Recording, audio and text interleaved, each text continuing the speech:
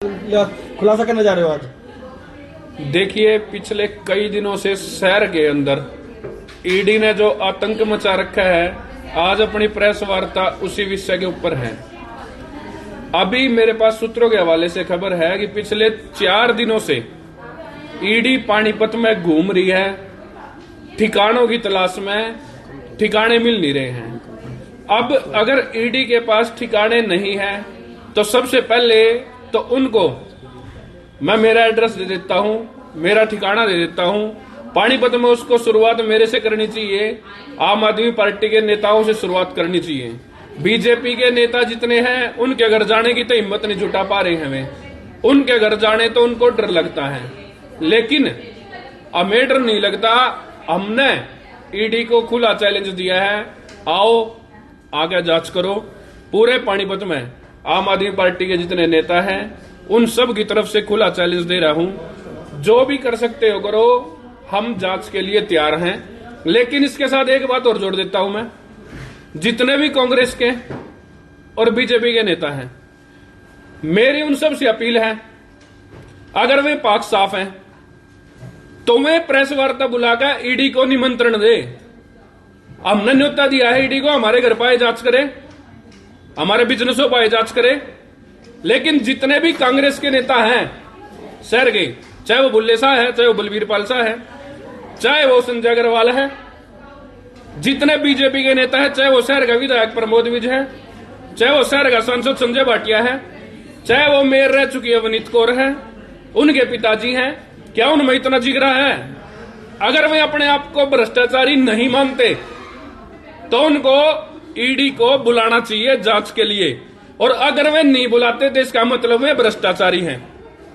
पानीपत ग्रामीण से जेजेपी के भी एक नेता है, मेरी उनके किसी क्लोज बंदे से बात हुई तो उसने बताया कि 1000 करोड़ रुपए हमारे नेताजी ने कमा लिए इस 5 साल में।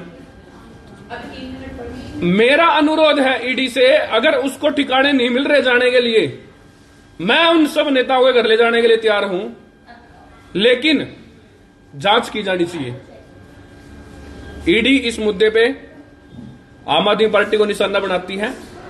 दिल्ली में हम देख रहे हैं, जो सत्ता की रखेल के रूप में काम कर रही है ईडी, बार बार समन जारी कर रही है, टॉर्चर कर रही है। हरियाणा इकाई की तरफ से, पानीपत की तरफ से हम खुद निमंत्रण दे रहे हैं, आओ जांच करो। अगर आपको लगता है आप नहीं आने में सक्षम है, व्यापारियों के घर छापे मारने बंद कर दो, पानीपत में व्यापारियों में दहशत फैलानी बंद कर दो। अभी पिछले कई दिनों से लगातार हम देख रहे हैं कि कुछ बड़े बड़े जो संस्थाएं हैं उनके ऊपर लगातार छापे मारे जा रहे हैं, डराया जा रहा है, धमकाया जा रहा है, उनसे चुनावी चंदा लेने की मांग की जा रही है भारतीय जनता पार्टी के द्वारा, उनको टॉर्चर किया जा रहा है, उनको धमकाया जा रहा है कि वो किसी और पार्टी का समर्थन ना करे। इसकी हम कड़ी आलोचना करते हैं, कड़ी निंदा करते हैं। ईडी सरकार का शोषण का एक हथियार मात्र बनकर रह गई है। उसने अपने विवेक का पालन करना बंद कर दिया है। उसने एक संवैधानिक संस्था होना तो छोड़ दिया है, एक राजनीतिक संस्था का जामा उसने पहन लिया है। तो आज की अपनी प्रेस वार्ता इस मुद्दे के ऊपर शुरू की गई। कल जिस प्रकार से आम आदमी पार्टी के जो तमाम कार्यकर्ता हैं पुलिस के द्वारा करनाल में उनके साथ में मारपीट की गई, झड़प है, किसी के हाथ भी टूटे हैं तो किसी के जो जिस प्रकार से घायल भी हुए हैं, और अनुराग ढांडा जी को भी बताया जा रहा है कि थप्पड़ मारा था एक व्यक्ति ने, जिसमें एक युवक के द्वारा आरोप लगाया गया कि बीजेपी के जो कुछ कार्यकर्ता हैं वो पुलिस के वेशभूषा में है, तो क्या कुछ कहेंगे? कल हरियाणा में जो प्रदर्शन किया गया था वो किया गया था बेरोजगारी के मुद्दे में। पूरे इंडिया में सबसे ज्यादा बेरोजगारी हरियाणा में है, इन्हीं के सरकारी आंकड़े कहते हैं, मैं नहीं कह रहा हूं। इस मुद्दे के ऊपर जब हम सारे लोग सीएम के घर का घेराव करने के लिए गए, रोजगार की हमने मांग करी, वहां पे हरियाणा पुलिस का अमानवीय चेहरा देखने को मिला। लोगों को जबरदस्त पशुओं की तरह पीटा गया, बर्बरतापूर्वक व्यवहार किया गया। खुद मुझे भी वहां से गिरेबान पकड़ के घसीट के ले जाके लाठी चार्ज करके बस में डाला गया, फिर पुलिस लाइन में ले जाया गया। जब मैंने एक पुलिस के अधिकारी से इस विषय में बात की कि भाई साहब आप क्यों कर रहे हो ऐसा, तो उसने सिर्फ एक बात की कि जी हमारे ऊपर तो सीएम साहब का ऑर्डर है। बीजेपी वालों ने यह कह रखा है कि अगर कोई हरियाणा में आवाज उठाए उसके हाथ पैर तोड़ दो, मुकदमा करके जेल में डाल दो। चाहे कोई किसानों की आवाज उठाए, चाहे कोई बेरोजगारों की आवाज उठाए, उनके साथ ऐसा व्यवहार करो कि आज उठाना बंद कर दें। लेकिन मैं बता दूं, स्पष्ट कर दूं, हम लोग ना तो डरे हैं, ना दबे हैं, ना झुके हैं। हमारी पार्टी आंदोलन से निकली है। ना तो हम पुलिस से डरते हैं, ना मिलिट्री से डरते हैं, ना पैरामिलिट्री से डरते हैं, ना हम सेना से डरते हैं, ना हम बीजेपी से डरते हैं। हम सम्मान करते हैं पुलिस का, सम्मान करते हैं वर्दी का, सम्मान करते हैं सेना का। ना तो हम सेना के नाम पर वोट मांगा करते हैं इनकी तरह, ना हम पुलिस का यूज किया करते कभी भी। हमारे पास ये पुलिस है पंजाब में, हम तो नहीं मिस यूज करते कभी भी आंदोलनों में उसका। हरियाणा में ऐसा क्या हो रहा है बीजेपी को? कल इतना बुरा बर्बर व्यवहार किया गया है बीजेपी के द्वारा, जिसकी जितनी निंदा की जाए कम है। सैकड़ों लोगों को कल इंजरी हुई है, जानबूझ के, जरूरत नहीं थी बल प्रयोग की, शांतिपूर्ण प्रदर्शन था। जानबूझ के ऐसा काम किया गया है ताकि आतंकित किया जा सके, डराया जा सके, धमकाया जा सके। लेकिन सीएम साहब, आम आदमी पार्टी के नेता आपसे डरते नहीं है, आम आदमी पार्टी कार्यकर्ता आपसे डरते नहीं है। हम लोग हरियाणा में आवाज उठाते रहेंगे, हम लोग हरियाणा में आपके जुल्म का सामना करता रहेंगे। जब जब जुल्मी जुल्म करेगा सत्ता के गलियारों से, इनकलाब का नारा गूंज उठेगा चप्पे चप्पे से। हम लोग इनकलाबी लोग हैं, हम डरने वाले नहीं हैं। सीएम साहब, सत्ता परिवर्तन होगा, आप जितनी मर्जी कोशिश कर लो, आवाज उठाते रहेंगे। आप ईडी की रेड की बात कर रहे हैं और आप कह रहे हैं कि व्यापारियों के साथ मतलब उनको टॉर्चर किया जा रहा है। आपने किसी व्यापारी से बात करी है इस मामले में? मेरे पास बहुत व्यापारियों के फोन आ गए हैं। व्यापारियों ने मुझे यहाँ भेजा है, लेकिन व्यापारी डरते हैं सरकार से। एक तो वे पहले से व्यापार ने, सरकार ने उनके नाक में दम कर रखा है, अनाप शनाप कानून लेकर रखे हैं, अनाप शनाप उनके ऊपर जीएसटी थोप रखे हैं। बेचारे मुश्किल से अपना कोरोना के बाद थोड़ा बिजनेस सर्वाइव कर पा रहे हैं, बिजनेस पहले नहीं चल रहे हैं। यूक्रेन वार की वजह एक्सपोर्ट इंपोर्ट पिटा पड़ा है पूरा। पानीपत में आप देखते हो क्या हाल है, बची कुची कसर सरकार पूरी कर रही है।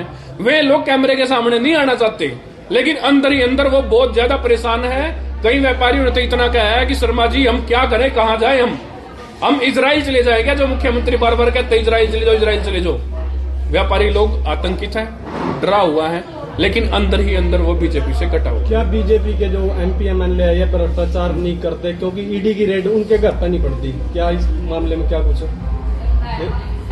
मैं तो कह रहा हूँ, कई दिन से पानीपत में ईडी की टीम आ रही है, हम तो उसका स्वागत करते हैं। क्या ईडी की टीम को संजय भाटिया घर का पता नहीं पता?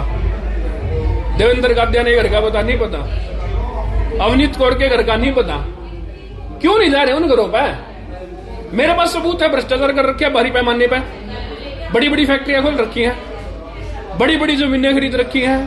पूरा शहर जानता है, आम जनता, हर आम से आम आदमी परिचित है इस बात से कि इन लोगों ने पूरे शहर को लूट कर खा लिया। लेकिन क्या है, इनके ऊपर रेड नहीं पड़ती।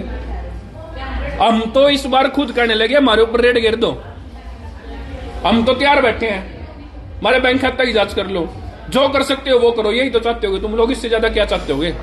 अजय जी, आपने अभी कहा कि करप्शन के जो आरोप हैं ईडी के अधिकारियों पर भी लगते हैं। क्या एक करप्ट विभाग दूसरों के ऊपर रेड कर सकता है? क्योंकि अगर उसके अंदर भी बड़े बड़े अधिकारी, आपने भी सुना होगा, कहीं रिश्वत लेते हुए पकड़े जाते हैं। आपको पता है, भारतीय जनता पार्टी एक ऐसी वॉशिंग मशीन ले रही है जिसके अंदर जो भी घुस जाए वो पाक साफ होकर निकलता है। शुभेंदु अधिकारी था, वेस्ट बंगाल में हजारों करोड़ का घाटा था, भ्रष्टाचार था। अजीत पवार था, 68,000 करोड़ का भ्रष्टाचार था। आसाम का मुख्यमंत्री बना रखे हेमंत शर्मा, लाखों करोड़ का भ्रष्टाचार था। इन सबको खुद गृह मंत्री जी ये कहते थे कि जेल की चक्की पिसवाएंगे, ये भ्रष्टाचारी हैं। जैसे ही वो लोग बीजेपी में आ गए, उनको मुख्यमंत्री बना दिया, विपक्ष का नेता भी बना दिया और मंत्री भी बना दिया। अब वे साफ हो गए सारे। सरकार की एक ही मनसा है, 24 के चुनाव में कोई भी इनके सामने ना आए। अगर कोई 24 के चुनाव में इनके सामने लड़ता है, उसको या तो ईडी के द्वारा गिरफ्तार करवाएंगे या सीबीआई के द्वारा गिरफ्तार करवाएंगे। कुछ नहीं करवा सकते तो हरियाणा पुलिस के बेस में अपने गुंडे भेज के उसके हाथ पैर तुड़वा कर उसको डराने की कोशिश करेंगे। लेकिन उससे कोई डरने वाला नहीं है, कम से कम आम आदमी पार्टी डरने वाली नहीं है। कांग्रेस का मुझे नहीं पता। अच्छा, अभी आपने एक बात और बोली कि पुलिस वालों से जब करनाल में जो लाठीचार्ज हुआ उसके बारे में पूछा आपने, पुलिस वाले ने ये कह दिया कि हमें ऊपर से ऑर्डर है। अगर उनके साथ कल को कुछ होता है, उनका बेचारों का कौन सा हाई है? क्योंकि आपने सीधे सीधे नाम ले दिया कि एक पुलिस वाले ने मेरे को बताया कि मतलब मैं तो कहूंगी कि वो तो बेचारे जितने ड्यूटी पे थे सबकी खाड़ खड़ी हो जाएगी शायद। देखो ऑफ कैमरा उसने बताया और मैंने भी उसका नाम जाहिर नहीं किया है। अब कुछ लोग अच्छे भी हैं, वर्दी में भी अच्छे हैं, कुछ लोग वहां थे कल प्रोटेस्ट में, वे भी ठीक थे। उन्होंने कहा जी हमारी मजबूरी थी, मजबूरी में नौकरी करनी पड़ रही बेचारों को। हमने तो कल उनको एक बात और बोलनी थी, भाई तुम वर्दी में हो, आज तुम अत्याचार कर रहे हो, धक्का मुक्की कर रहे हो, लाठीचार्ज कर रहे हो, सब कुछ कर रहे हो। हम लोग वर्दी का सम्मान करते हैं, तुम वर्दी तार का जो बेरा बट जाए किसकी माने कितना की खुआ रखे हैं। हम दोषी से डरते नहीं किसी प्रकार से। और कल का सीन भी आप लोगों ने देखे होगा वहां पर। अच्छा, नेताओं पर आप आरोप लगा रहे हो, पानीपत मेयर की बात कर ली जाए तो इंदौर बनाने की बात करी गई थी। पानीपत तो इंदौर है। विधायक की बात करी जाए, शहरी विधायक तो कह रहे थे पेरिस बना दिया जाएगा। पेरिस बन रहा है पानीपत। पानीपत के किसी भी गली कुचे में जाकर देख लो, गंदगी के ढेर हैं। इंदौर में तो नहीं होते होंगे मेरे हिसाब से। पानीपत की किसी भी सड़क पर जाकर देख लो, गड्ढे हैं। पेरिस में तो नहीं होते होंगे। पानीपत के किसी भी सड़क पर जाकर देख लो, ट्रैफिक जाम है। पेरिस में तो नहीं होता होगा। ये जो लोग है ना हमारे शहरी विधायक प्रमोद विज जी, ये एक सेल्फ हिप्नोटाइज पर्सन है, आत्मसम्मोहित व्यक्ति है। ये अपने आप बड़बड़ाता रहता है, हमने ये कर दिया, हमने वो कर दिया, मैंने ये कर दिया, मैंने वो कर दिया। ग्राउंड पर कुछ नहीं होता है। ग्राउंड पर जनता के बीच में जाके दिखा दो। भाई साहब, उसके अपने घर के आगे से जो सड़क जा रही है मॉडल टाउन में, उसके हालात काफी अच्छे हैं। इतने गहरे गहरे गड्ढे हैं, गाड़ियां रोज पलटती हैं। मैं भी रोज सुबह वहीं से निकलता हूँ। आपने सही याद दिलाया। पानी इतना भर जाता है, अभी बारिश होगी ना, वहां घुटने तक तो पानी इकट्ठा हो जाता है। और इतने गहरे गड्ढे हैं, टू व्हीलर वाले गिर जाते हैं, उनको चोट लग जाती है। लेकिन विधायक जी अपना कुंभकर्ण की नींद में सोए हुए हैं। अपनी पीठ विधायक जी रोज सुबह उठते ही थपथपा लेते हैं, लोगों वाह जी वाह, बहुत बढ़िया काम कर दिया, अब किसी की जरूरत नहीं। आम आदमी पार्टी ने खुलासा किया था कि विधायक को खरीदे जाए, उसके बाद सीएम और अब क्राइम ब्रांच को नोटिस दिए गए। क्या वो इस नोटिस का जवाब दे पाएंगे? जो उनके पास सबूत है, एविडेंस है, उसको देंगे? या अगर आपके पास ऐसा टेक होता है तो आपके पास कोई एविडेंस है इस तरीके से जो आपने कहा कि मेरे पास पैसा है, भ्रष्टाचार का सबूत मेरे पास है? देखो मैं बता देता हूँ, आम आदमी पार्टी ने 2019 में रिकॉर्डिंग सौंपी थी, क्राइम ब्रांच को भी, पुलिस को भी, बीजेपी को भी और मीडिया को भी, कि हमारे विधायकों को तोड़ने की कोशिश की जा रही है। उसके ऊपर क्या कार्रवाई हुई? कोई कार्रवाई नहीं। ये वही लोग हैं जो गोवा में सरकार गिरा देते हैं। ये वही लोग हैं जो दिल्ली में सरकार गिराने की कोशिश करते हैं। ये वही लोग हैं जो महाराष्ट्र में बड़ी बड़ी सरकार गिरा देते हैं। इन लोगों का टारगेट बस एक है, किसी भी तरीके से सत्ता माना है। लोकतंत्र की हत्या करनी पड़े तो खुशी खुशी कर दो, लोकतंत्र की आत्मा को कुचलना पड़े तो खुशी खुशी कुचल दो। हमारे तो जो मुख्यमंत्री है सीएम साहब, इससे बड़ा तो एग्जाम्पल कुछ नहीं होगा।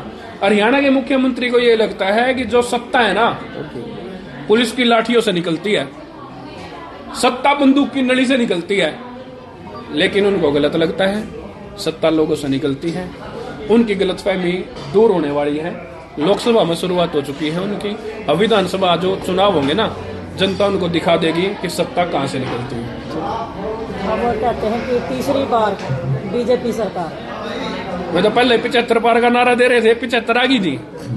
सरकार ने तो उनको बाहर कर दिया था, जनता ने तो जमुना पार भेज दिया था। जेजेपी के जमा झूठी पार्टी का नेता ओम प्रकाश चौटाला का पोता देवीलाल के नाम पर वोट मांगी, लेकिन सारी वोट बेच दी बीजेपी को। पूरे हरियाणा में आज आक्रोश की लहर है उनके खिलाफ। आज वो जा नहीं पा रहे, कल हो गए थे उचाना में भारी विरोध हुआ दुष्यंत चौटाला का, आपने देखा होगा। पूरा हरियाणा में वो कहीं नहीं जा सकते हैं, वो लोग फैल साबित हुए हैं। और मुझे ऐसा लगता है इस बार 2024 के चुनाव में जीरो का आंकड़ा आएगा उनका, बीजेपी का भी और जेजेपी का भी। वो तो ये कहते हैं कि आम आदमी पार्टी खाता नहीं खोल पाएगी, आप ये कहते हैं कि उनका जीरो का आंकड़ा आएगा। हमारे बारे में दिल्ली में भी क्या करते, खाता कौन खोल पावे? दिल्ली में 3 व्हीलर पार्टी बना दी थी, 3 सीट सिर्फ कांग्रेस की आई थी। पंजाब में 2 व्हीलर बना दी थी। हरियाणा में साइकिल भी छोड़ देंगे इनके हाथ में, हरियाणा में इनको जीरो पे भेज देंगे।